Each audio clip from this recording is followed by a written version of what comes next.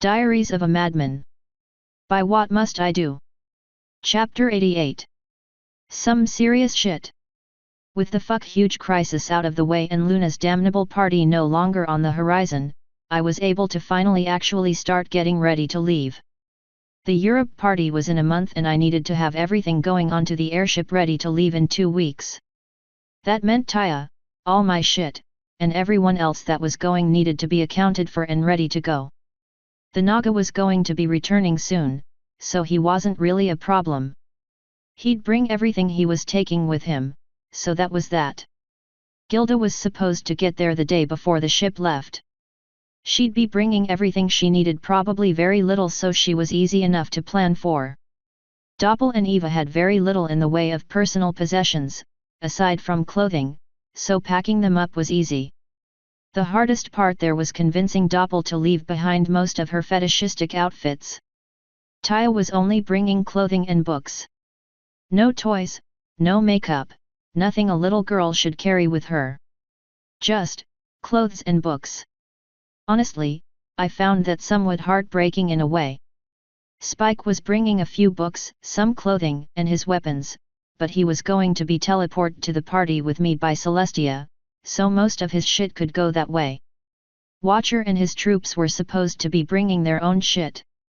I had the gold to pay them, so there was little else I needed in terms of those guys.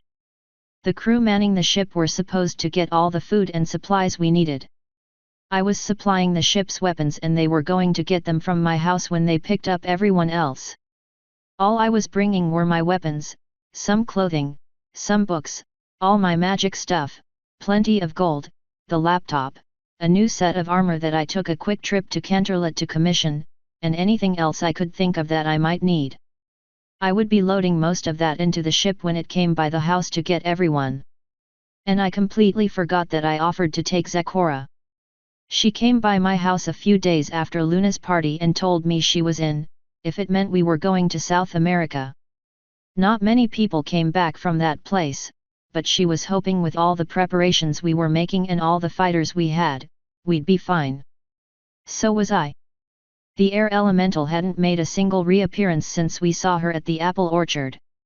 Flo assured me that the air elemental would definitely follow us, but I would rather have her officially on my side instead of just pranking my enemies. Especially now that Luna was more obviously my enemy. I was expecting to start hearing reports that she was getting fucked with soon. A smiling Lyra and Bonbon came to my door sometime during that week with 3 neutral packages of general apathy. Those 3 kids looked familiar, but I couldn't place them. "Howdy, Lyra, Bonbon," I merrily said when the door was open. "You brought new guests this time. They look familiar for some reason." "They should," Bonnie answered. "After all, it was you that sent them to the orphanage." "Whoa now, I haven't made any orphans in mainland Equestria. God, why would they bring me kids whose parents I fucking killed?" Lyra and Bonbon both looked extremely confused by that until Lyra smiled. "Ha, good one, Nav. Don't you remember? Applejack caught these 3 taking apples and you sent them to Canterlot to live in the princess's orphanage." The memory slightly returned to me. "Oh yeah. That's better than what I was thinking. Anyway, come on in out of the cold. No reason to freeze in that snow out there."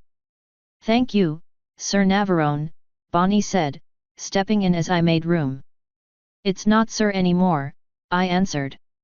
"And even if it was, you should know better than to call me that by now." With the door closed behind Lyra, who was the last in, I walked on around. "Make yourselves at home." I know I sure did, grabbing my chair before any of those Cretan children could steal it from me. "What brings you 5 by?" "Oh, just a few more questions, if you have the time," Bonbon replied. "And the kids wanted to meet you, of course. I always have time for you too. And hello again, children. I believe you 3 already know me. What are your names?" "Cloverwood," the bigger colt said. The middle said, "Treetop." And the little filly answered, "Cherrywood." Shit, their parents must have been carpenters or something. It's nice to meet you more formally, without an angry crowd around us. Come, sit. Well, Lyra hesitantly began, we were hoping that we could talk in private. That's easy enough. I hopped back up, saying, just a moment. With them waiting there, I walked over to the study where Eva was either practicing reading or trying to decide which books to take. Hey Eva, got a job for you. Okay. The book she was looking at dropped to the table as she hopped up, very eager to be of any kind of service. I led her right back to the living room, where Bon Bon was sitting on the couch and the other three were exploring the few items I had sitting around for public viewing. Eva, can you show these three the pool? Okay, Navi. Come on, guys, let's go swimming. Bon Bon cast me a somewhat alarmed look. Nav, it's snowing. Should they really be swimming in that? It's an indoor pool, nice and heated. Sort of. As long as they dry off before you all leave, there won't be any problems. Well, all right, Bonnie said, shrugging. Just be careful. Eva nodded. Don't you worry about a thing. Navi lets me watch Taya all the time.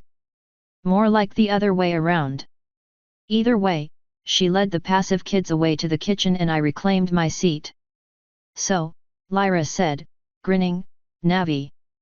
No. Bad Lyra. Eva only gets to call me that because I can't say no to adorable changelings. Oh?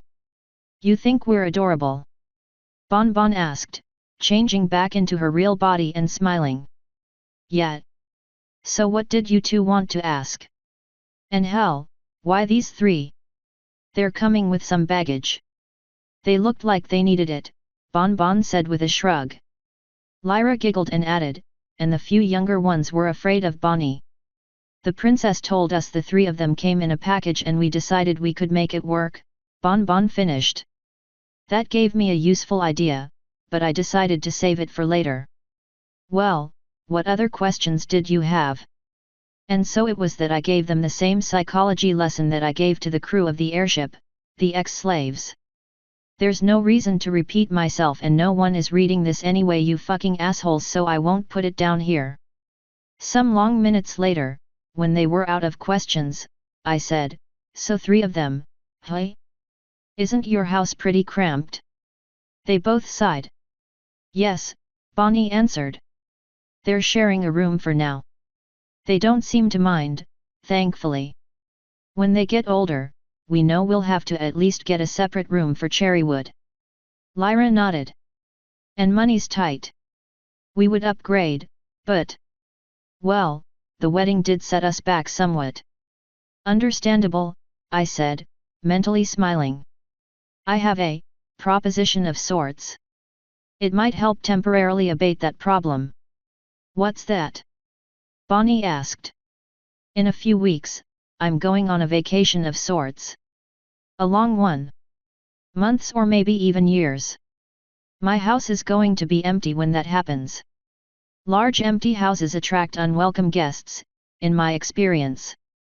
I wouldn't frown on having a few house sitters. Live here while I'm gone, use the house as you need it. There aren't any bills, since the house is self-sustained. You could save up enough money while I'm gone to get a house of your own. That's, Bonnie started, sounding uncertain. Wonderful. Lyra finished, much happier. But where are you going? And why's every pony going with you? Lyra, please, Bon Bon sighed. Nav, are you sure about this? Trusting your home to us and three foals you barely know? If something were to happen to it, we could never afford to fix it. One of the reasons that I need someone to watch my home is because I can't bring all the money I have with me and have to leave some here, I answered. If anything happens, use some of that to repair some damage. But this house is pretty fucking sturdy. A royal guard tried kicking the door down and just ended up hurting his legs. It'll take a lot to hurt this place. Then what about the Everfree? She asked, looking to the wall where we could practically feel its evilness lurking. Is it really safe to live so close to that place with three defenseless foals? I've lived here for almost a year already and I've never seen anything hostile coming out of that forest. The monsters seem to be localized there. And most of them can be kept out by the wall, anyway. That gate isn't just for show, after all. Even if they get through the wall, they'd never get into the house itself. Those windows are either made of strengthened glass or some kind of really strong crystal. Trust me, this place is perfectly safe. I don't know, Bon Bon dubiously said. Lighten up, Bonnie. Lyra quickly shot back. This is exactly what we need.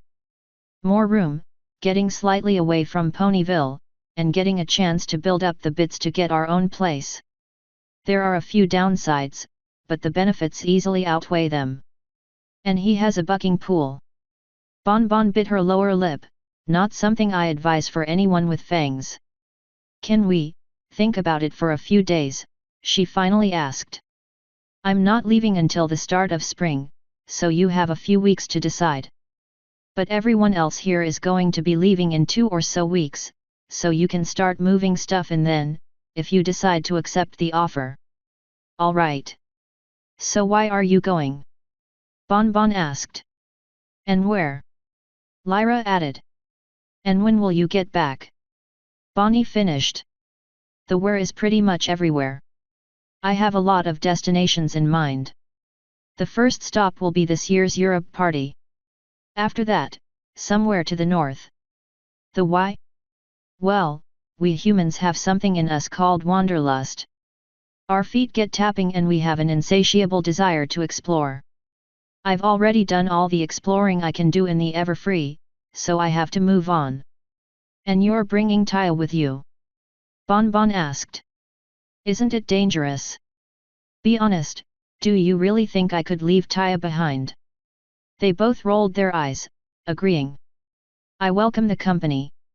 I got a good group going with me, too, so it's not like it'll be too dangerous. So when will you get back? Bon Bon repeated. When the wanderlust is eaten up in me, I guess.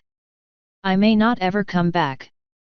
There's not much tying me down to Equestria nowadays. Friends, yeah, and I'd miss all of you. But there are plenty of memories here that I'm not certain I want to revisit. Things will definitely be different around town without you around, Nav, Lyra said. Every pony likes having you out here on the edge of the forest.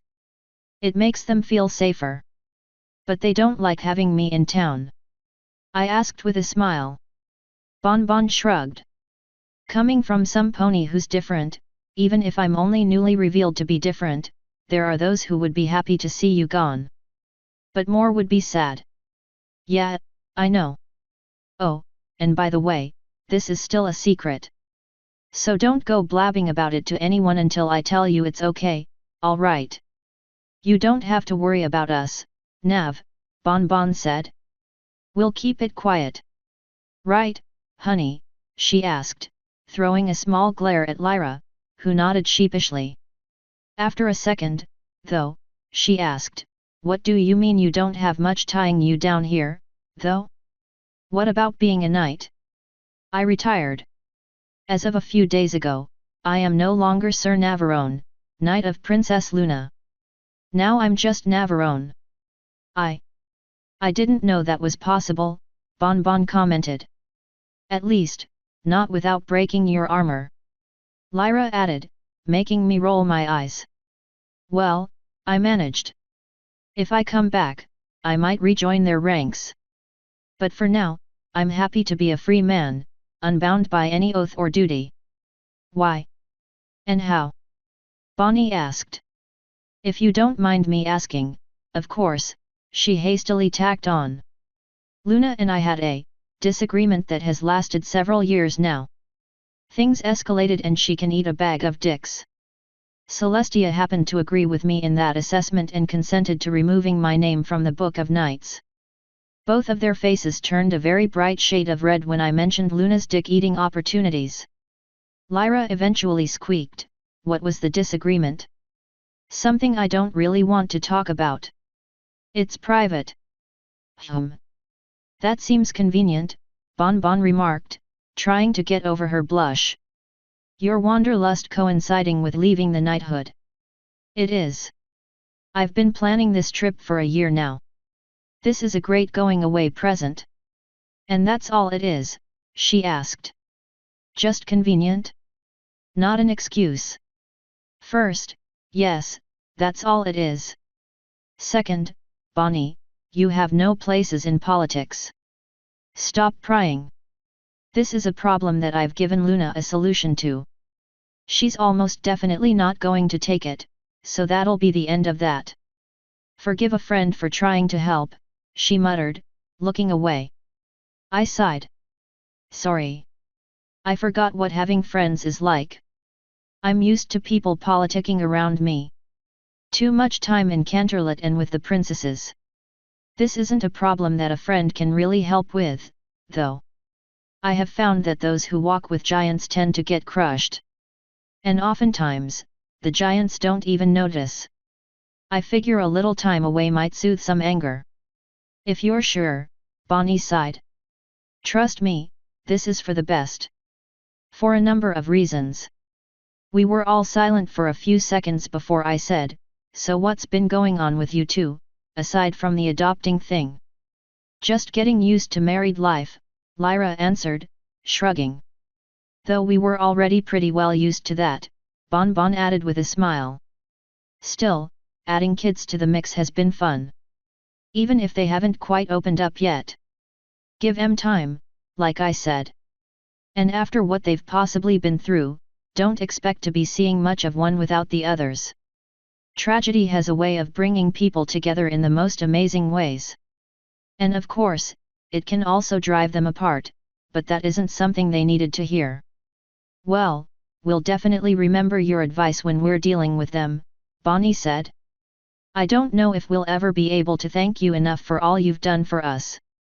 Which isn't really all that much, honestly. I'm just happy to help. And if you ever need anything that either of us can help you with, be sure to ask, Bon Bon said. From Lyra's somewhat lascivious smile and glances down at my hands, I could assume what manner of crisis she would want to help me with.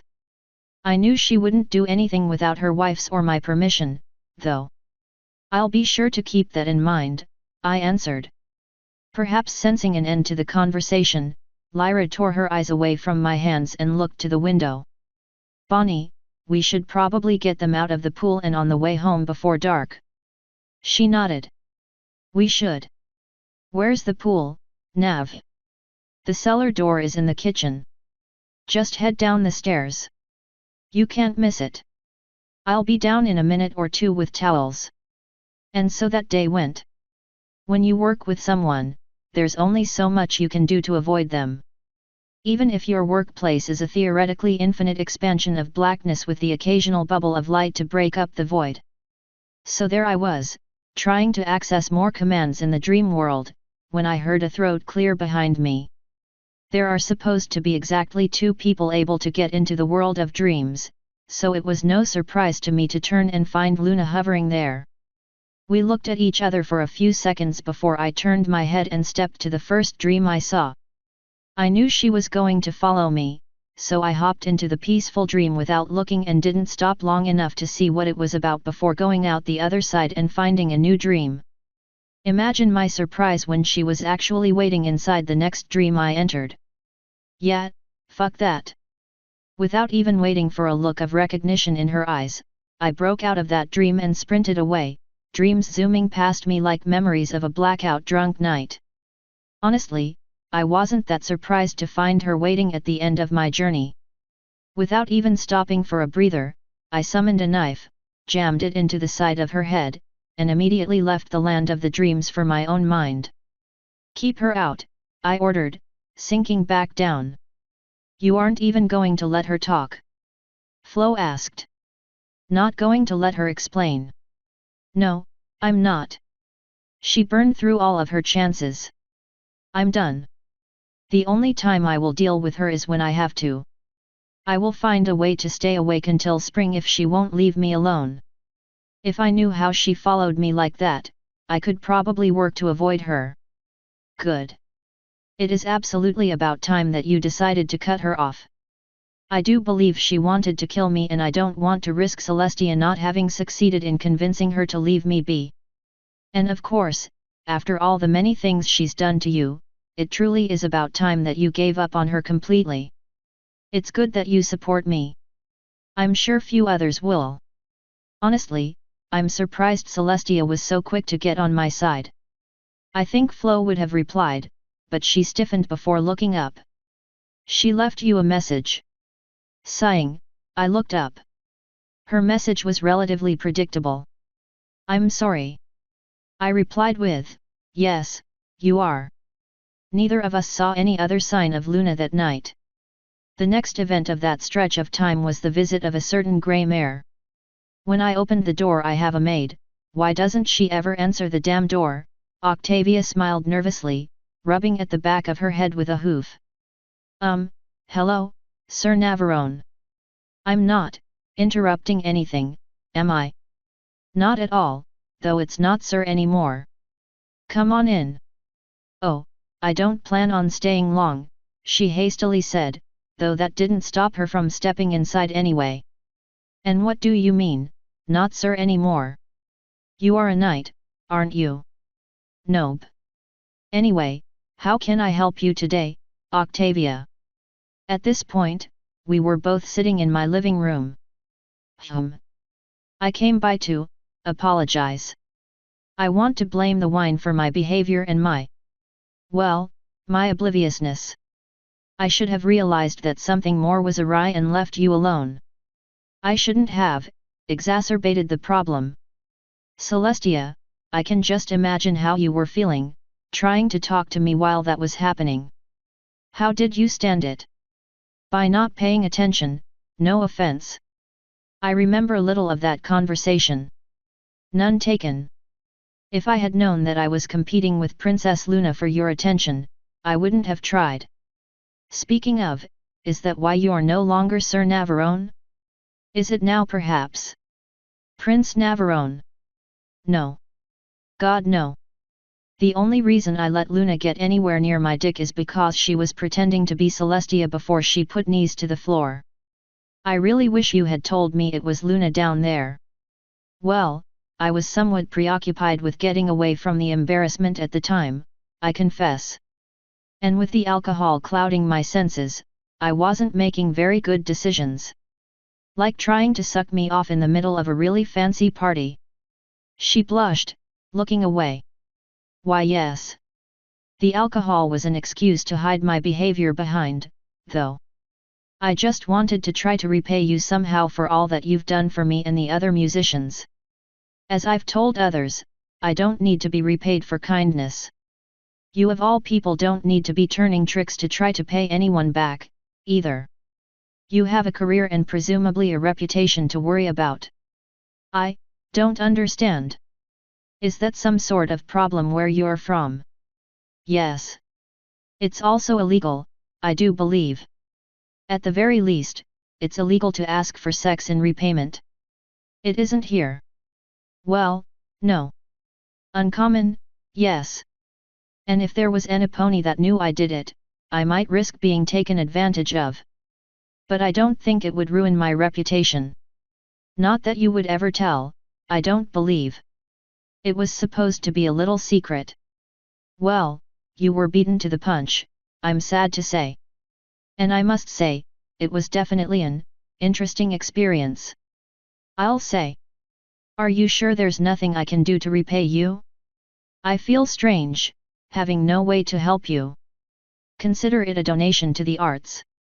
I like music and I like helping people. The way I figure, helping people make music is a double win to me. Though I wouldn't mind making a bit of music right now, if you aren't in a hurry. I'm afraid I am, sadly. After what happened at the party, I was quite certain you would be upset with me, and made sure to make plans that would require me to leave quickly if things deteriorated. Even if I am pleasantly surprised that you aren't upset, I still can't avoid doing what I had planned.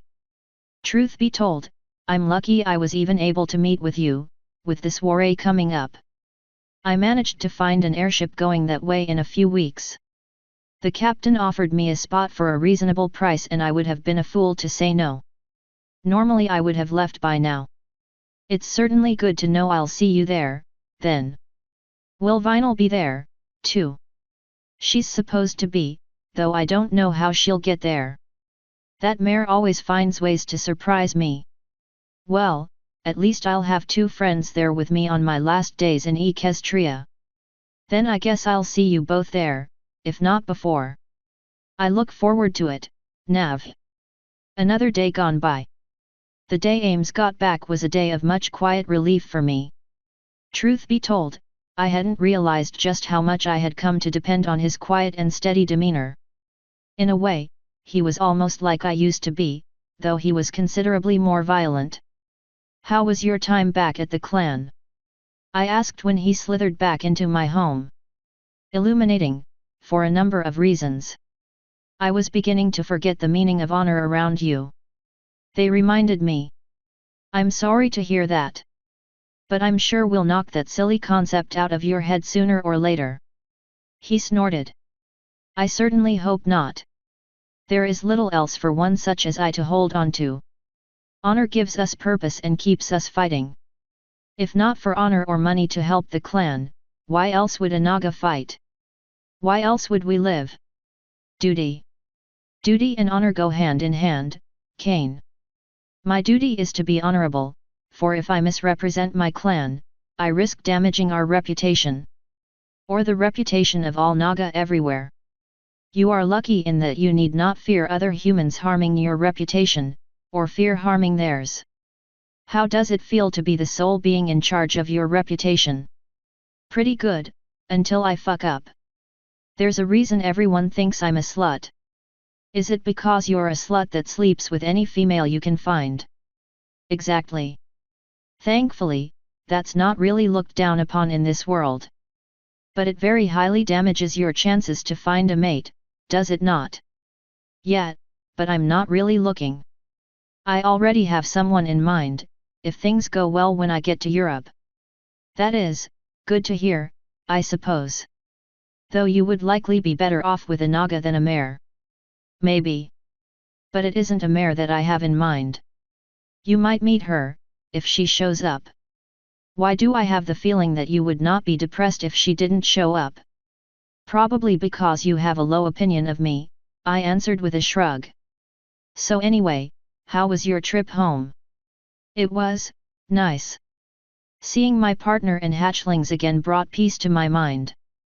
It is strange, how much you come to miss someone without even realizing it. Trust me, I know all about that. Minus the not realizing it part. At least you were able to see them before you left. Indeed. I trust things have been well here? Were there more attempts on your life? Not directly. Luna went crazy and damn near ruined everything, but I got out of it. Celestia stopped being completely useless, thankfully. I trust you finally killed that dark blue devil? With as much trouble as she has given you, she deserves no less. Sadly, no. I can't just up and kill the princess. At least, not in the real world. In Dreamland, all bets are off. A shame. However, if she shows up here, I'm not going to stay my hand. If I see her, it will be attack and kill on sight. No more second chances. He nodded, smiling and showing off his sharp teeth. I am happy to hear that. I assume the same rule goes for me. Yep. Don't permanently harm her guards, if you see any of them. Challenge them and tell me they're here before doing anything. Very well. What of Celestia's guards? They're welcome, for now. But be wary, as always. So be it. Now tell me, have you been keeping in practice with your sword? I believe it's time to break the dust off our practice blades. I gained several new bruises that day. Have you ever pushed, say, a cute little rabbit to the brink? Pissed it off, maybe? Jerked its chain so much that it finally lashed back? Rabbits are cute and cuddly looking when they're passive. And shit, they're funny as hell when scared, since they make a horrifyingly loud noise and run away. But when angry, when pushed too far, even the cutest of rabbits or ponies, in this case become very deadly. That goes double if the subject in question isn't cute at all and already had a history of violence against me. Now, I wasn't expecting anything all too bad when I opened the door to greet little Miss Twilight. No, not expecting that at all. I should have known better. Very little time passed before I realized the mistake I had made, though. Twilight was glaring very hard at the door and then me. Her horn was glowing and a very unhappy-looking Spike was hanging there listlessly. Oh boy! How can I tried starting with. Twilight was having none of that.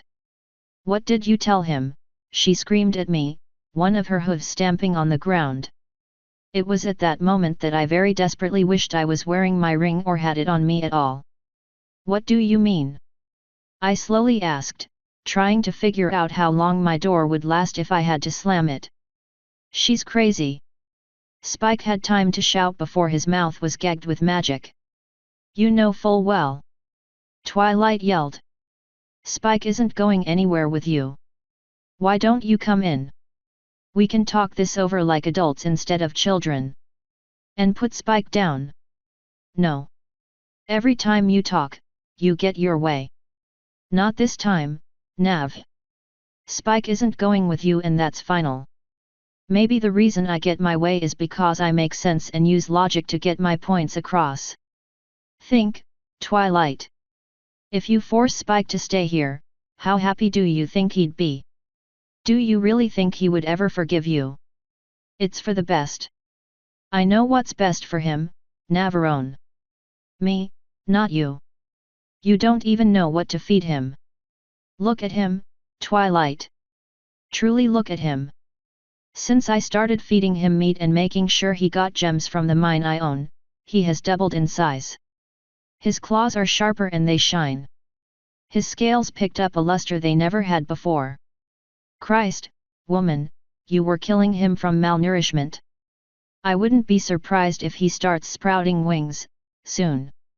That can't be, she turned to look at Spike. And I mean really look at him, probably the first time in a long time she's actually paid attention to his appearance. Her ears drooped at what she saw before she jerked her head back to face me, her glare returning. Anything could have caused that. I crossed my arms. Twilight Sparkle, you're smarter than that. Yes, theoretically, any number of things could have caused it. Why don't you ask Spike? She nervously looked back at him. Or are you perhaps afraid of what he'd say? That seemed to do it. She removed his gag. Tell him, Spike, she ordered. Tell him what? He spit. That he's right? That he's done more to help me find out who I am than you ever did? Twilight, he introduced me to a dragon. A big, huge one. Older than even Celestia and Luna. And Nav is right. If I kept eating grass and flowers, I would have either died or stayed tiny all my life. Reginald thinks the damage is reversible, but I can't eat any more of that green stuff. But, she whimpered. There are some things that can't be learned in books, I said, gently rubbing Twilight's head. There are no books about dragons in Equestria.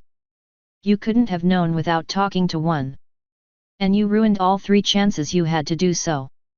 I didn't. But honestly, why do I have the feeling that this isn't just about me taking Spike? Her lower lip quivered, but she slowly shook her head, trying to deny it. No, that's not. You're afraid of being alone, aren't you? She flinched as if slapped. First I left you and now Spike's leaving you. You're separated from your family, your older brother got married, and now your little brother is leaving the nest. And you're afraid of that. Her magic suddenly gave out, dropping Spike to the ground. Twilight joined him there a moment later, sobbing. I didn't know what to do. I did, but it wasn't my place to do it. Spike caught my gaze and I nodded down to the crying Twilight. He shrugged. My eyes narrowed and he sighed, walking over and hugging her. Twilight, you'll always be my big sister. But I have to go. My place isn't with the ponies. I can't stay cooped up here in this small town. I'm already outgrowing it. If I go with Nav, I might be able to find a place I belong, where I can fit in. And who knows? Maybe I can find Sumpo one for me. Maybe even another dragon. I have to go, Twilight. Every pony's leaving me, Twilight whispered. First Nav. Then Rarity started spending more time in Canterlot than here. Rainbow Dash is talking about how Spitfire promised her a spot in spring. Now Spike, my number one assistant. It's not fair. What's the common theme in all of those? Maybe it's you? Thankfully, I'm smart enough to not say that. Either Spike didn't think about it or he was smart enough to not say it as well. There are plenty of ponies here, I said to fill in the silence. Plenty of friends to be made and ponies to spend time with. People drift apart and change, Twilight. It happens to all groups of friends at some point. Stay in touch if you can, adapt if you can't.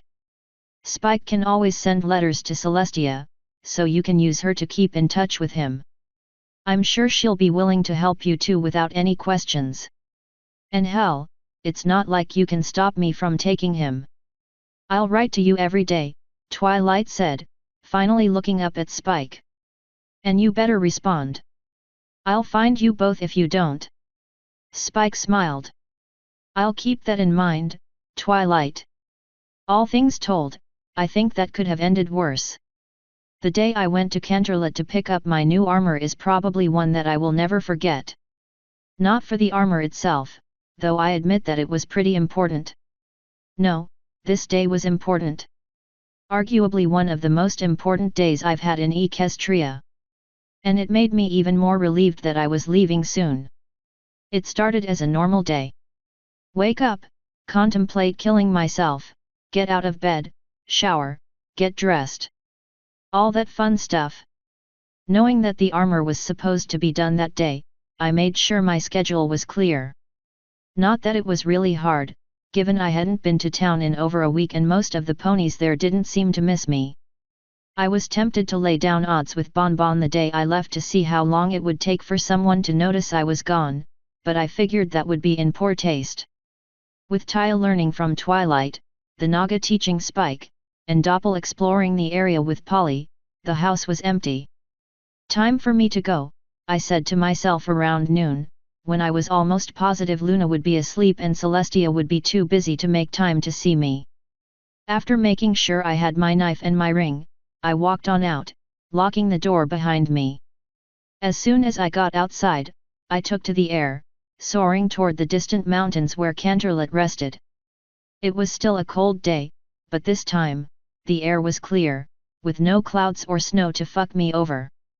Like always, the direct flight there was much faster than the slow train ride around the winding mountain tracks would have been. I was not at all looking forward to having to ride the train back, but unless I felt like talking to Celestia and politely asking her to lighten the armor, I wouldn't be able to fly back. Now I'm sure you're wondering, not that you're reading this, you fucking piece of shit, how is armor that cuts my mobility in half useful at all? Well, you see, I was planning on asking Celestia to lighten it later. A going away present, perhaps. I just didn't want to ask her in Canterlot and risk running into Luna. Better to wait until we were both at the Europe party to ask, I figured. I'd look around for unicorns able to cast it before we left, though, just in case Celestia decided to be a bitch. So I landed in front of the castle and walked on up to the entrance.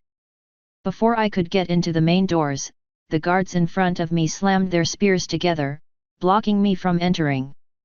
Visiting hours are over, citizen, the one on the left said. What? Unless you have royal business, you may not enter, the right one added. I blinked a few times, totally caught off guard by that. Seriously? I have business in there. They both grinned darkly. Papers, the left one asked.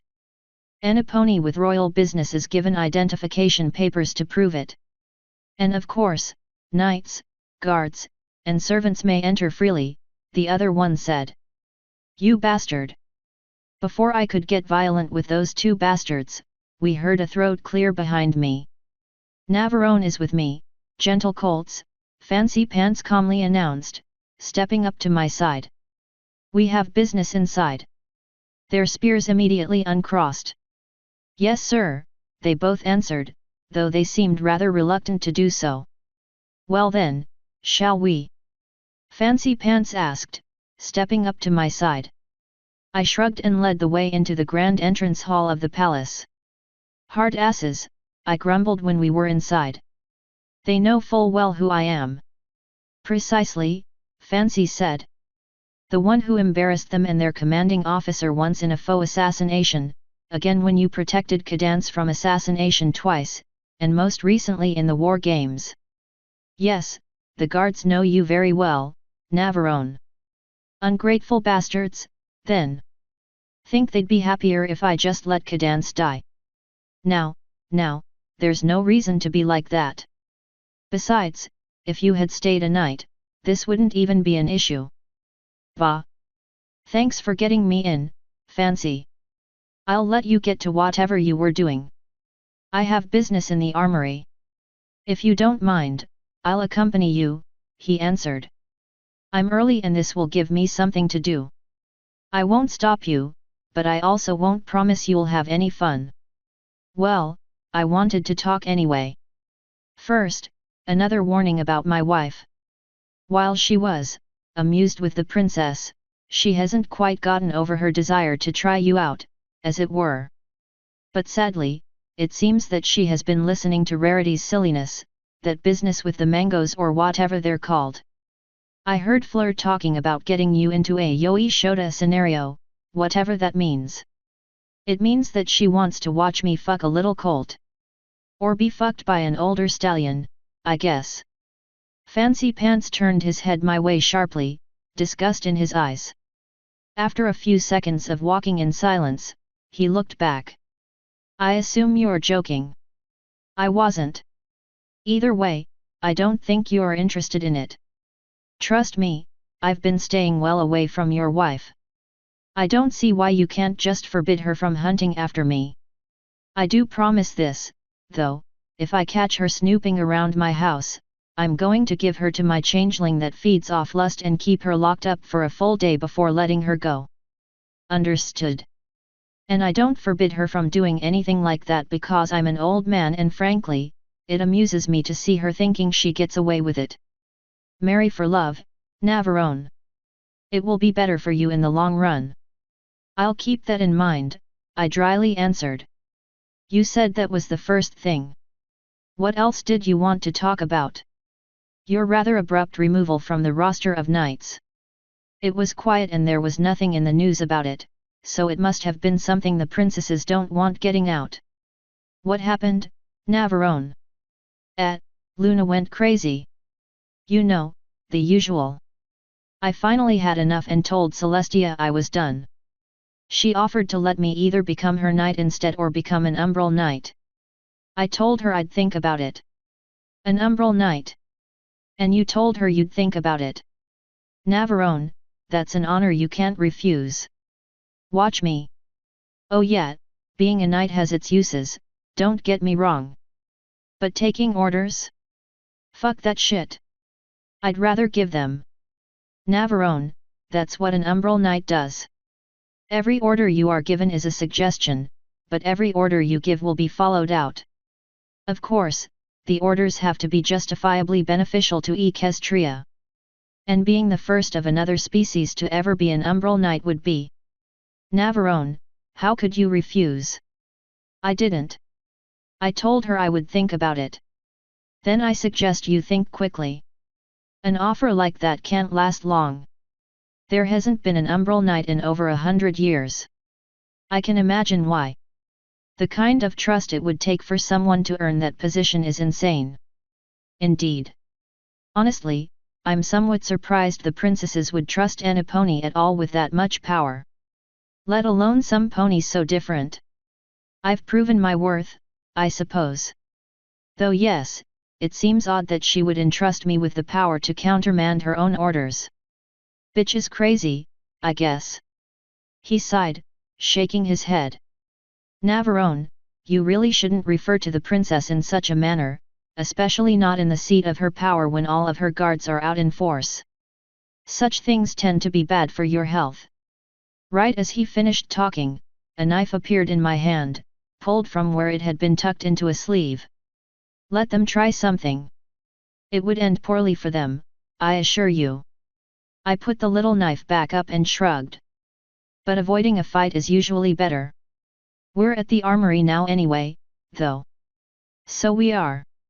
What business do you have here? He asked as we stepped inside. I need new armor. If I'm not Luna's knight, I won't be wearing her symbols. What of your Defender of Harmony armor?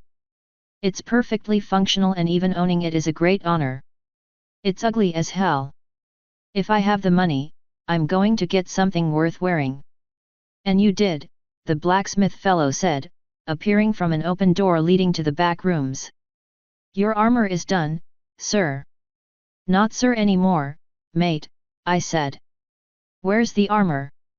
If you're a client and you were born with meat between your legs, you're sir to me. And right this way, sir, he said, backing into the room he had emerged from. I shrugged and followed him back. For whatever reason, boredom, probably Fancy Pants, followed me. When we got through the door, we beheld a mannequin fit to my body covered in some rather sturdy-looking plate. Raw steel. No decorations. No fineries. No gold. Hell, the armorer almost sounded offended by my lack of style. Extremely protective, with the light flutes helping against bending. Heavy. Holes for your wings that you can screw into place. This armor won't let you down, sir. And I also said no insignias, I commented, looking at the blood-red handprints on the pauldrons. They were the only color on the otherwise dull black armor. It seemed fitting. They can be removed, if you want. After thinking about it for a few seconds, I shook my head. Leave him. The way I figure, disguising me and my ship as a band of mercenaries would be easier, the more threatening I looked. Those marks definitely looked pretty horrifying. How much does it weigh, altogether? About 17 kilograms. Heavy, but not unbearable. The knight armor I made for you was 15 before the magic. And I'm a lot stronger than I was back then. Let's try it on, see how well it fits. The armorer's horn lit up and the armor began coming apart, pulling away from the mannequin. It should fit just fine, with the measurements I took, he said. But it's always better to check. I assume by this point you know how to put this stuff on. Assuming it's built like the other set, yet. I pulled the dagger off my belt and removed my jacket and shoes. Let's see here, as the armorer pulled it down, I put it on. Fancy Pants helped me with a few of the harder to find straps. Soon enough, I was fully covered in its cool metallic embrace. The armorer nodded. Open-faced helmet, full visibility. Just watch your face, since you don't have any protection there. I think I'd watch my face even with protection there, I replied, flexing my arms in the heavy armor. Not too constricting. I wouldn't want to run a marathon in it and I certainly wouldn't trust flying in it for long distances, but it's not as bad as I was expecting. Exercise helps, Fancy said. When I received my first set, I could barely walk. Now, it's more like a second skin, though I admit I rarely wear it any longer. He's right. The guards here, they don't mind their armor at all. But it's made of light metals and is less protective. They also have more legs to distribute weight over. Still, you look fine enough. Excellent. No hook to hang the helmet this time, but this armor is functional only anyway. If I'm wearing it, I'll be expecting a fight. As you should, with how dull this set is. I can't believe you didn't let me do anything with it. I don't want to look like a spruced up noble playing at war. I want to look like a soldier that knows what he's doing. Nobles are targets. Soldiers get avoided, especially if they look like they're experts. Fat. Take your plain armor, then. You need anything else? Not that I can think of. Thanks for doing this, man. It was partially a pleasure. Don't expect it to save you from everything, though. I hardly do. But I'll feel better with it on than not having it at all. Understandable. If you need me or my services for anything else, you'll know where to find me. You too, Sir Fancy Pants. I grabbed my shoes and my jacket as Fancy and I departed the armory. That is definitely an interesting set of armor, he commented as we walked aimlessly down the halls. I suspected you wouldn't care for black armor at this point, since the idea was to have nothing tying you to Princess Luna. The color has nothing to do with her, I assure you. I'd rather not be a shining beacon in the day, if I ever have to fight in the open. The flashing might disorient my enemies, but it could also hurt me or my friends. Better to reduce the risk, don't you think? True. How thick is that stuff? Very. He wasn't joking when he said it was heavy and protective. Oh, it's possible to break through it, but most people would sooner break their weapons. That must be comforting. Very. I just wish I could move faster in it. Oil the joints. Work out more. No offense, but do you even lift? Not really. I do other exercises, though. With as skinny as you seem, I expected as much. You seemed awfully frail compared to the other human soldiers we met. Frail probably wasn't what he was about to say there. Small or short, likely. You'd be hard-pressed to find a human that can do much in this shit. It's fucking heavy. Add in the sword, my ranged weapon, and any supplies I'd be carrying, and it's going to be hard to walk. You could just ask the princess to help lighten it. I'm planning on it the next time I see her, probably in a few weeks. A few weeks? Nav, we're on our way to see her now. It was at that point that I started paying attention to where we had been walking. The twisting and winding path we had been following was leading straight to a large assembly hall. Correction, you are. I'm watching for the next hallway leading to the main entrance. I've no real desire to see Celestia today. Especially not at any kind of big gathering. You see, the problem with that logic is that visiting hours are still not in. If you leave my side and get questioned by a guard, you'll likely end up in jail for trespassing.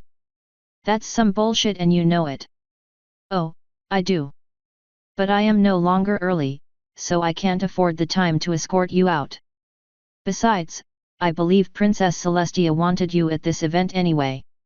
Then why didn't she tell me? He smiled. She knew you would tell her no. But it was planned for a day she knew you have business in the palace and asked for some pony to make sure you attended, if we could. You bastard. I'm merely doing my duty. Forgive me if it impedes you for a few short moments. And forgive me if I sneak out the back way. No one ever watches the gates to the statue garden. I can easily get out that way and catch the first train home. Oh, I hated that little chuckle. You're welcome to try, but I guarantee that you won't get far. Remember, the day guards don't quite like you. And at this point, they probably all know that you're here and that you're supposed to be with me.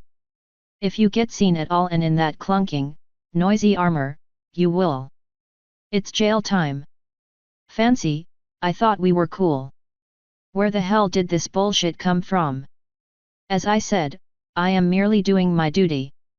And I did help you get inside. The least you could do is help me by showing up. Fucking fine. But I do not like being tricked, Fancy. I've yet to find any pony that does, Nav.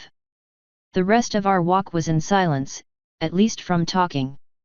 The clatter my armor and his hooves were making against the tile floor was plenty enough noise for the both of us. When we got to the large hall, we found that we were not the first ones there. A large number of news ponies were around. A few guards lined the walls and servants danced their way through the crowd, offering drinks and other things of that nature. I saw shining armor and cadence near the front of the crowd, but they didn't notice me. Fancy Pants started walking further in, but I grabbed him by his coat. I got a bad feeling about this, I quietly said, looking around. Celestia wants me here, you said. What's happening? Oh, I haven't the slightest. Would you care to meet some more of Her Majesty's knights? It would do you well to know them when you become an Umbral Knight. If. And no thank you. I'd like to stay here near the doors. He turned to fully face me, his eyes going to my face. One of his eyebrows lifted at what he saw. You're truly worried about this, aren't you? He asked. Yes. I think I know what's going on and I have a bad feeling about it. Look, do you know teleportation? I can move a few hundred meters, yes. If I ask you to take me away from this place, can you do that for me? As a friend? I really don't think I'm going to like what's about to happen. He studied my face for a few more seconds before nodding. Very well. It will make quite a noticeable scene, though. I'll be gone, so I won't care. He snorted, turning back to face the crowd. So selfless, he gruffly muttered. Aren't I just?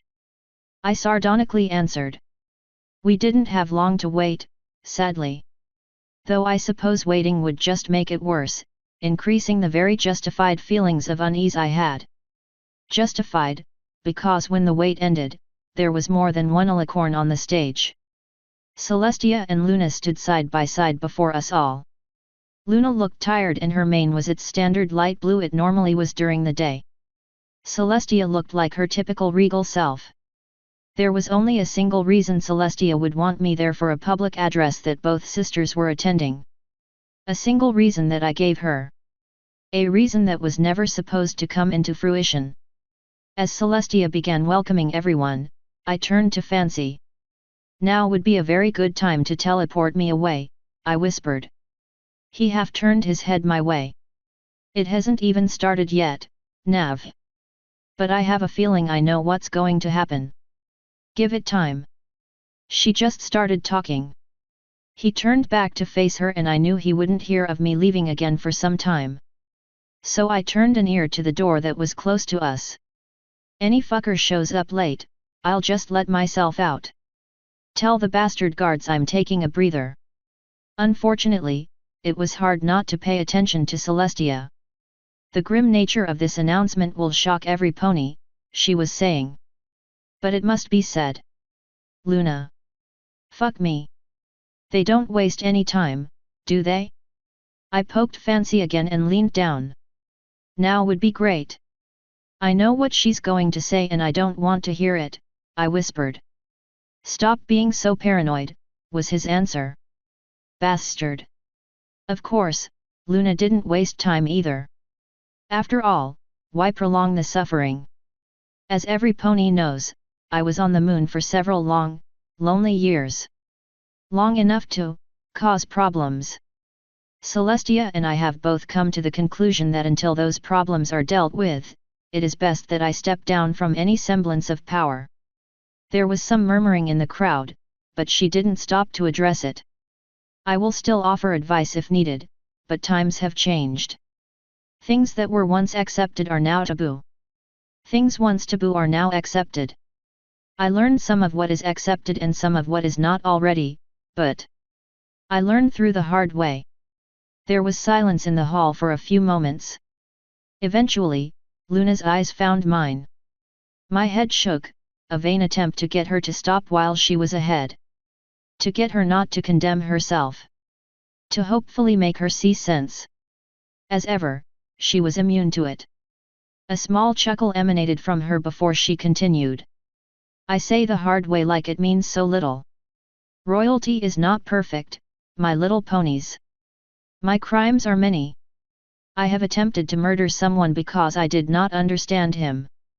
I attempted to hit that same person with a love poison when I thought I did understand him. I almost killed him 2 more times, though both were accidental.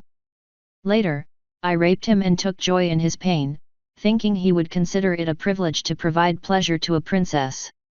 When he forgave me, the process repeated itself and I mind-raped him. Even later, when I was angry with him, I abused my powers over dreams and broadcast his habits across the nation. Ponies were starting to freak out, at this point. I was getting more and more worried and I could feel my hands scrabbling around the doors for a handle. And just recently, at the party I hosted, I almost tricked him into getting raped again. Everyone but Celestia was staring at her in complete shock. If not for my almost frenzied attempts to flee, you could hear a ninja fart. All of this, done to one person. One man. Her eyes met mine again. Navarone, will you ever forgive me? It was at that point that I finally found the door handle. I ripped the damn thing open and bolted out, slamming it shut behind me. Down the halls I sprinted, no real destination in mind. There was nothing in my mind but the thought of escape. I didn't want to see the looks on those faces. The "oh I'm so sorry" looks of sympathy. And I didn't want to see Luna's face, heartbroken and close to tears, or Celestia's, grim but accepting. God help me, but I don't think I could have said a word in there if I had tried. When I realized how fucking heavy the armor actually was, I stopped running, instead moving at a walk. I knew at that point that I needed to get out of the damn palace quickly before I got surrounded by reporters. Or worse, friends. Cadance and Shining Armor had been in that crowd. There would be no helping me if they caught me before I could get home. Running might not have been the best choice, Flo eventually said. Then you should have said so before I fucking did it. No. I understand perfectly why you did it. I don't blame you, either. But walking out would have made a much better point. I'll keep that in mind. I thought you meant I should have answered her. A new voice said, you should have. I looked over to the adjoining hall to see Celestia standing there. Flo disagrees, I answered, tapping my helmeted head. Her eyes narrowed at the mention of my internal guest. Your machine is wrong, then. I recall you saying you would forgive her if she did what she just did. Flo huffed. Tell her that her memory is fading with old age. You said you would consider forgiving her. Your memory's fading with old age, Celestia. I didn't say I would forgive her. I said that I would consider forgiving her. So now I'm considering it. Now, would you kindly show me to the nearest exit? I'm fairly certain that no matter where you go, news reporters will be waiting for you. My little sister just admitted to committing some very heinous crimes, all towards you. This is big news. And I'm sure she's going to go to prison for a long time because of them. After all, that's what happens to those that break the law. She didn't answer. I don't suppose you can make this armor light, can you? It's awfully heavy. Her horn lit up as she fixed my problem without a word. Thank you. Now I can fly back without having to worry about damn reporters.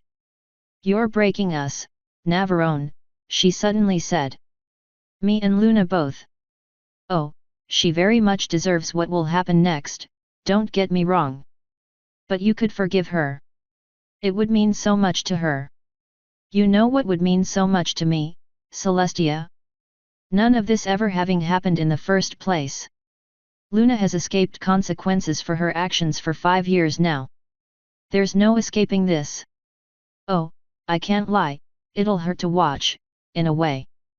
But in another way, you can't understand how good it feels to have this out in the open now, to have everyone know what that monster has done to me. Forgiving her would make it hurt less. It would make her sacrifice feel worthwhile. So no. I think I'll let her stew before I decide. Maybe it'll do her good to know how I feel every time I wake up. Maybe. But remember that this isn't the only time she's gone through being a social pariah. Every pony knew her as Nightmare Moon when she returned. And no one knew who that was or what she had done. Historically, sure. But reputations can be fixed when the event that happened was so far in the past. None of the common ponies were alive to see what she did, so it wasn't hard for her to change their minds. Now this happens. Everyone knows. Everyone was around when it happened. Everyone remembers the dreams. It will take her hundreds of years to recover from this. And do you remember her opening line? Royalty isn't perfect. She's taking you down with her, Celestia. Remember Fleur. People know you're fallible. And now Luna admits to so many crimes, starting off with that line. How long do you think the people will be behind you, Celestia? Do you ever wonder if they look to their northern neighbor and see how the Griffins are doing with their lovely little republic? I raise the sun for them. They will not betray me so easily. You don't do jack shit. So you can move the planet. Ask any dragon how the world moved before you were around and guess what he would answer. The monster that ruled before I did could also move the sun. Maybe. But if people start thinking you're going bad, how long do you think they'll let that excuse stop them from booting you? It won't happen, she firmly answered. So you say. For now. I'm going to go find a window to hop out of. It's time for me to go home, I do believe. Yes. Yes it is. I may come visit you later, Navarone. We have things to discuss, things from our last meeting. If you say so. Have fun dealing with this fallout. And so began the long journey home. Of course, that couldn't be the end of it. Oh no, not with my fucking luck. God, I hate these damn midget horses. My first visitors, not even 2 hours after I got home, were Shining Armor and Cadance. There were a few guards behind them, but I didn't have time to look closer before I got fucking pile-drived in a hug. Cadance has practiced doing that to me, thankfully, so I didn't end up on the floor. Christ, are you in heat again already? I sighed, patting her on the back of the neck. I already told you, no threesomes. We heard what happened, what Luna did to you, she answered, rubbing my back with her hooves. And that stumped her. She didn't let me go, but Shiny started talking. I told you that he would be fine, dear. Now, Navarone, I need to know if her confession is true. Yep. Now can you let go of me?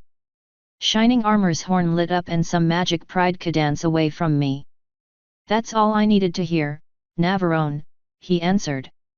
Though I need to know, why didn't you come forward? And watch as nothing happens? There's no justice here for me. Good luck meeting out any to her. By her own admission, Luna is guilty. She admitted this in front of a crowd full of reporters. This news will spread, Nav. There's no way she could possibly escape judgment for this. I snorted. Forgive me if I don't hold my breath. I understand that, he sighed. But maybe this time will be different. It will be, Cadance angrily said, almost in a growl. She has at least one princess against her. It's cute that you think you have power. We'll certainly do our best, Shiny said, nodding. But I also need to know if Celestia has done anything to you as well, anything you're hiding. Does sending me undercover as a pony maid in a place where I had a very high chance of getting raped by griffins count? Cadance hugged me once again. Iffy, but I can't bust her on that. What about sending me to help Chrysalis commit a genocide on a colony of diamond dogs? That's on Chrysalis, not Celestia. Though it is, dark. She declared me and Rarity guilty of treason because she wanted to see what would happen. I heard about that. But, well, she decides what is and isn't treason. So I suppose I can't do anything to her with that. Well, she sort of accidentally raped Rarity. Also, can you get her off me again? His horn lit up once again, tearing Cadance away. How did she, accidentally rape some pony? He asked. Ask Rarity for details. It isn't my place to say. All right. I'll see to it that you're kept updated on the case, then. I shook my head. Don't bother. I don't care and I'm leaving in less than a month. Good luck with the conviction, Shiny. I I'm afraid to say I might need it. Are you certain then? You're leaving for sure. Already have plans for it, yes. I was planning on teleporting out to the party with Celestia, but then Luna pulled this move. I might leave earlier than expected. Say, if you're going into town, can you do me a favor? I can't leave without talking to Rarity and Twilight, so by all means. Ask Spike to come by. I have a question for him. He nodded. Easy enough. If you leave before we see each other again. Well, good luck, Navarone. I think I might understand you better now. Thinking's overrated, Shiny, I answered. You better come back, or at least visit, Cadance said, trying her best to be threatening. After so long. Well, I'd miss you if you just up and disappeared forever. Don't worry about that. I'll be back here eventually, I'm sure. Too much history to just walk away forever. And besides, I still have to bust Flo out. You better be, she replied. I'll come find you if you don't. Shiny smiled at that. Don't make my wife exert herself, Nav. I won't. You two should get to town before it gets dark, though. It would suck to fly back at night. They both nodded. Then we'll see you later, Nav, he said. And we'll miss you, Cadance added. I'll miss you both as well. I meant that to be a lie, but after I said it, I realized that it was actually true. The next time I saw them was in a much darker, more dangerous place. But there will be a time to tell that story, and that time is not now. My next guest was, of course, Spike. What do you need, Nav? He asked when I opened the door for him. I just got a very good reason to leave when the airship does. Do you want to leave early, or is there something holding you back? He shrugged. Twilight probably wants Pinky to throw me a party, but honestly, I don't really want one. When's the airship coming? 2 days. I'm hoping that's soon enough. I got a powerful need to leave and I don't know if that'll be quickly enough. What's going on? Big things. Big, ugly things. I expect the news to hit Ponyville soon. Hopefully in 3 or more days. That's not very specific, Nav. Luna just admitted to the world that she raped and almost murdered me. Oh. That sucks. Yab. So if we're leaving in 2 days instead of 1, that means I need to talk to Bon Bon. Yeah, you wait, Luna did what? I can tell you on the way into town. Come on, let's get to walking. I grabbed the leather coat from the rack conveniently placed next to the door and walked on out, pulling the door shut behind me. It all began a few years ago, I started as we walked. When we got to Bonnie's house, he finally said, I'm glad we're leaving, Nav. You and me both, man. Think she'll be pissed if we knock at this hour? Well, it's not quite dark yet, he answered. I shrugged and knocked. What do you need to talk to her for, anyway? Before I could answer, one of the kids opened the door and looked up at me. Is your MOER, is Bon Bon in? I asked. Yeah, he answered, not moving. Can you ask her to come to the door? Without answering, he wandered off, leaving the door wide open. Spike and I shared a look and a shrug. Soon enough, Bon Bon showed up at the door. Oh, he made you wait in the cold? Come in, you two. I shook my head. We won't be here long. I just need to tell you that I'm leaving ahead of schedule.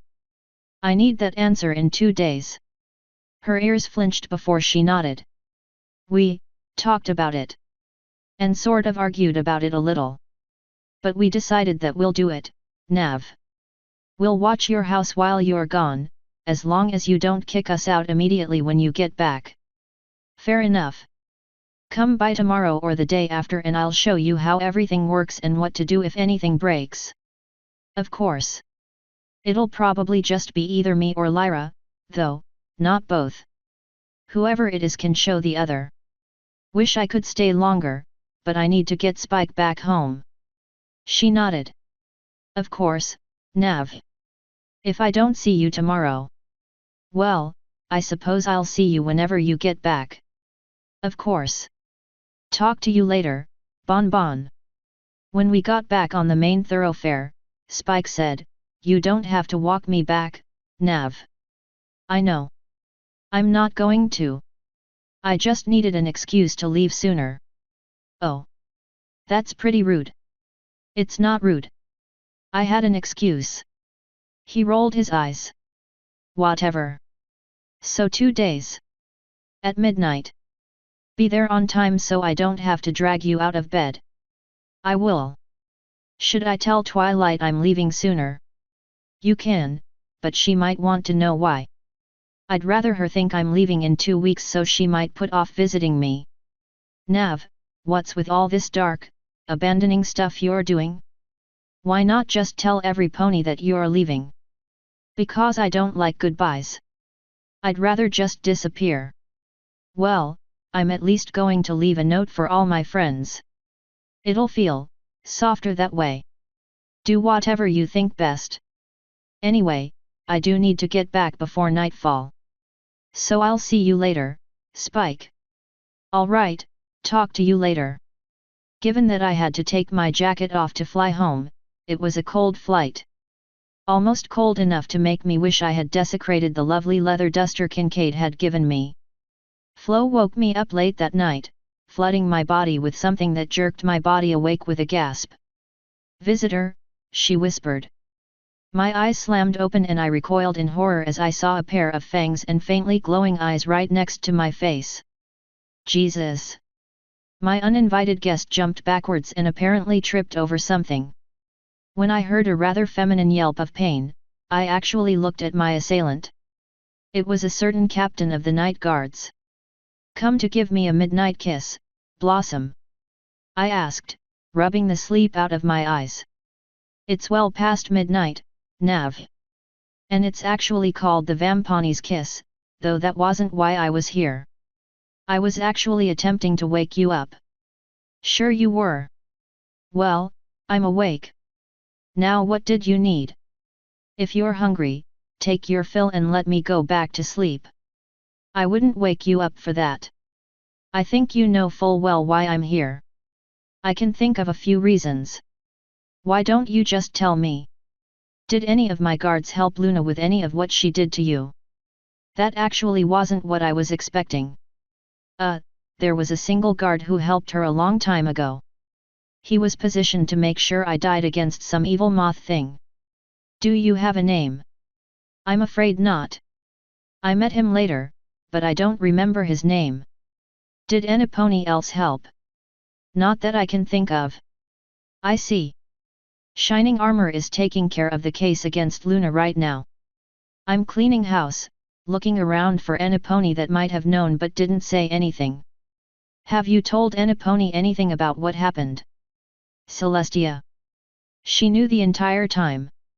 And there were a number of people who found out about a few parts of it, from reading journal entries. Rainbow Dash, Pinkie Pie, and Twilight Sparkle. I wasn't about to get Fluttershy mixed up in all this. That would just break her." Her eyes narrowed. "Elements of harmony? Why wouldn't they say anything? Loyalty to Celestia, maybe. I don't know. Look, if you decide to question them, can you wait a few days? No promises. We want to get this investigation done as quickly as possible and we need to start questioning them before they learn what happened. We won't question them tonight, but it is likely that it will happen tomorrow." "I see. How long is that going to take?" "That depends on how willing they are to cooperate. If push comes to shove, I imagine Captain Armor will rip the information from their minds. Unpleasant, especially given that one of them is his sister, but if it's necessary, that's what will happen." Look, I'm leaving in about 2 days. Can you do what you can to make sure nothing comes to bother me in that time?" Her eyebrows furrowed. "I didn't think it was going to be this soon. How long are you going to be gone?" "A long damn time," If this doesn't blow over well, I might not come back at all. Not much left for me here. A shame. You'll definitely be missed, even if you aren't a knight anymore. I'll see what I can do about getting a squad on station. If Captain Armor asks, I'll tell him they're there to keep any pony that might be feeling vindictive out. Awesome.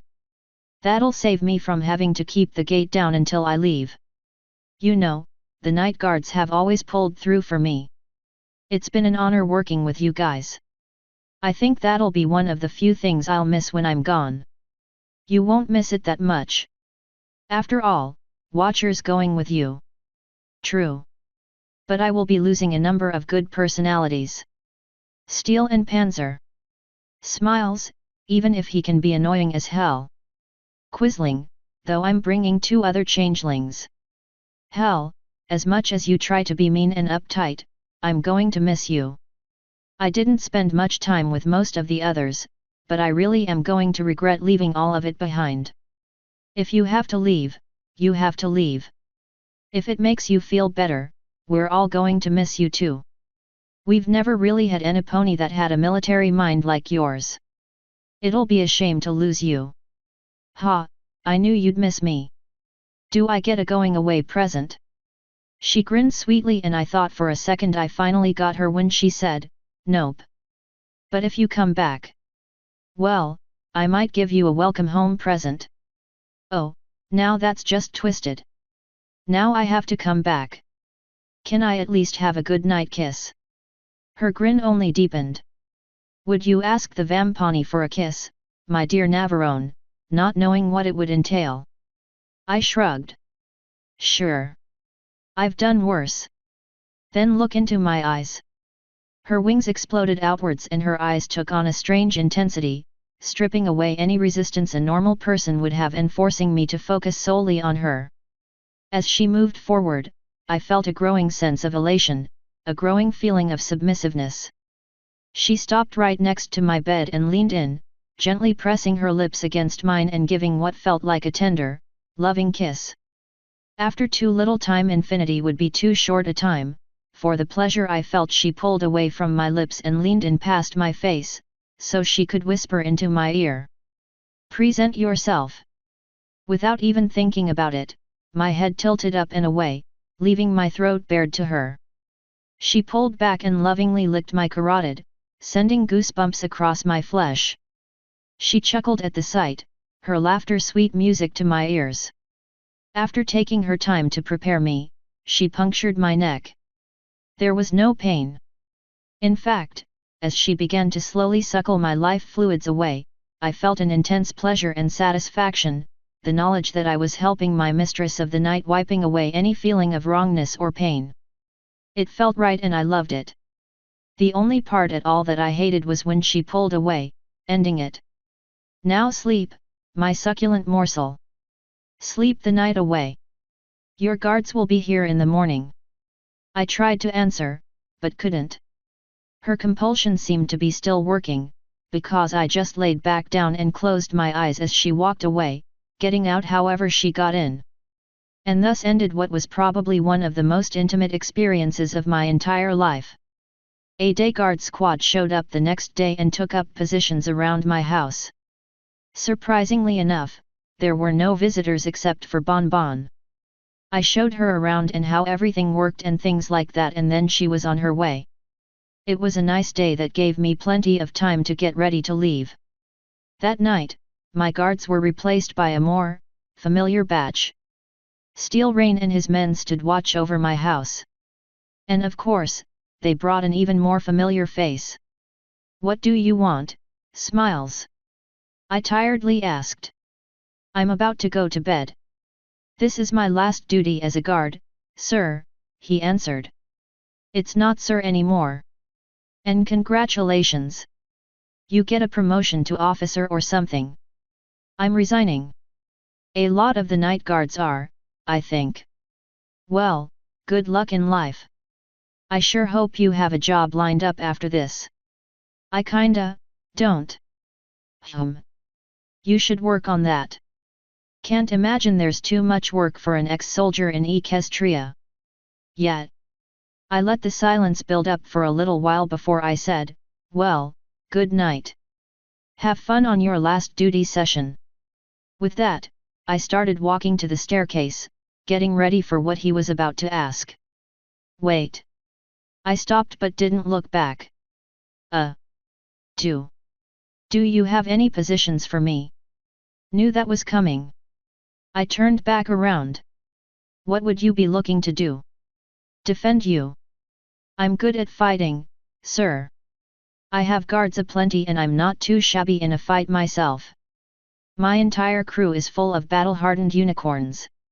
Try again and this time remember that you're competing against 15 other soldiers." His ears flinched and he gulped. "I can cook pretty decently. So can I and at least one of the others that's going. Would you care to try again? I'm pretty good at darning. So is one of the others I'm bringing. Though who taught Spike to sew, I don't know. One more try, for old time's sake." He thought for several seconds before finally sighing and saying, "I know, how to please a stallion." I just crossed my arms and looked down on him in disappointment. He hung his head and turned around to walk out. "I'll make a deal with you, Smiles." He whirled right back around, already living up to his name. "My first stop is the party in Europe, the Stalingrad thing. If you promise me that you'll look for a job there doing whatever, you can ride with me on my ship. If, by the time we leave, you haven't found a job, I'll take you with me. But if I find out that you weren't looking, I'll leave your ass there. All right?" His smile was wide enough to drive a cock through. "Yes, sir." I quickly held up a hand. "I have a few conditions. The first one is that you need to look in Stalingrad, which I already said. The second is that I am not gay. Do not push me, Smiles. Flirt with the others if you want, but I am not gay." "Okay." He sighed, but said, "Yes, sir." "All right. If I think of anything else, I'll be sure to let you know. We're leaving tomorrow night, midnight. If you're not here by the time we leave, you're getting left behind. Bring a personal kit bag if you want. There are plenty of rooms on the ship, but most of them are relatively small. Keep that in mind. And for the love of God, don't tell anyone else that's leaving the guard that I'm hiring you. I don't want all the damn dregs that quit when the going got tough coming to me and bothering me." "Yes, sir." "So is Enipony cute going with us?" "I'm going to bed. You're not invited." "Sweet dreams," he called as I walked up the stairs. I didn't comment on the muttered, "about me," he added. Nothing happened the next day aside from Gilda finally showing up. The night of our departure was perfectly clear, arranged for by me. I didn't want any rain getting in the way of the shit we were moving onto the ship.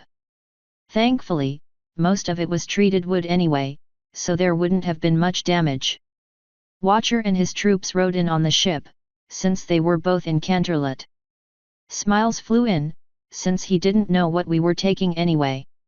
Spike, Gilda, Ames, and I were all hunting in the woods for one last meat fest before we left, and we met Zekora heading to the house on the way out.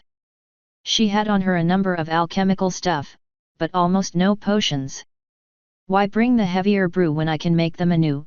she wisely asked, emphasizing her point by shifting one of her bags that looked like it had a calcinator in it. When the ship finally got to my house, I got the Naga and Watcher's crew and Smiles to get all the weapons and shit on board. While they were working on that, Spike found me. "This feels wrong," he said. "Leaving home?" "It does, I'll admit. Not that. Leaving without telling Enipony. Sneaking away into the night. I feel like a thief, I guess. What will they think if you just disappear like this? Shouldn't you at least tell them? It's a little bit late for you to be bringing this up, Spike. It's already midnight. Most everyone's asleep. Besides, I did leave a note." "Well, the note was just for Dash." Spike sighed. "I don't know. It just doesn't feel right, I guess." "Well, it's kinda not right. I shouldn't be doing this and I know I shouldn't be. But honestly, what is there left to say? I'm leaving, possibly forever, bye? That wouldn't go over well. Especially not now. Better to hear it late than to just wake up and find that you're gone, he said. Well, Twilight knows. She can tell them when they find out. True, I guess. They're going to be awfully mad, though. I know, Spike. I know. Hopefully a few years will dull that anger. Oh, if only I knew how wrong I was about that. Maybe. Hey, I'm gonna go see if I can help them. I got these dragon muscles coming in, I might as well use them. Have fun with that. Off he went, wagging that little tail of his and leaving me alone. It didn't take long for her to show up. Before she could say a word, I said, I was wondering when you would show up. I finally turned around, revealing a very sad-looking Pinkie Pie. We're going to miss you, Nav, she quietly replied. And there are going to be times when I'll miss you guys, I shot back. But I think you knew this was coming. I don't think anyone here thought I could stay in Ponyville forever. I know. And I don't blame you. Some ponies are going to be awfully angry you didn't tell them, though. Yet. I fished the letter out of my pocket and handed it to her. Give that to Rainbow Dash after lunch tomorrow. I will. And I'm sorry you couldn't throw a party for Spike. Something big came up and I needed to leave early. You'll find out what happened soon, I think. Was it that bad? She asked. Yes. It is, prudent that I get gone soon. You'll understand. Hell, everyone probably will when they hear. What should I tell Fluttershy? I have instructions for Dash in the letter. If she's not too angry, she'll handle it. Okay. Buck up, Pinkie. We'll see each other again someday. Promise? She asked. I promise, I answered, one I honestly didn't care if I kept or not. It cheered her up slightly, anyway. Good. I can throw you a welcome home party. Or a long-lost friend party. As things turned out, that second one wouldn't have been necessary. I'm sure you'll think of something. I heard yelling and turned back to my ship. Looks like it's time for me to go, Pinkie. Everything's loaded up and ready. All right, Nav. Be safe. And when you meet the three-eyed genie, remember what kind of person you really are. What? She shrugged. I dunno. That happens sometimes. I'll see you soon. Soon. Right. Until our paths cross again, Pinkie. I spread my wings and jumped into the air, bypassing the long rope ladder and flying straight up to the ship. Everything squared away? I asked the captain. Everything but the crew, he answered. Every pony's heading up the ladder now, though. Sorry I didn't get a chance to tell you sooner, but I picked up a few passengers going our way. I couldn't turn down the fares, what with our destination. I understand. I don't suppose you picked up a grey mare named Octavia, did you? I did. Cute little thing. You know her? Friend of mine, yet. When everyone's aboard and we're all ready to go, feel free to set sail. Yes, sir. I looked around the bustling ship, with magic floating pieces of weapons together according to plans and the occasional bat-winged Pegasus lending a hoof whenever they could. How's it feel? He asked. How does what feel? Leaving it all behind like this. Dropping your home and setting off for adventure. Well, this is hardly my first time doing that, taking one last look around the ship and all the crew that was loyal to me, I added, last time, I was forced out of my home. Dragged here by a whim and left to rot. My eyes finally settled somewhere, forward. Towards east, where our destination awaited. This time, though. This time, it feels right.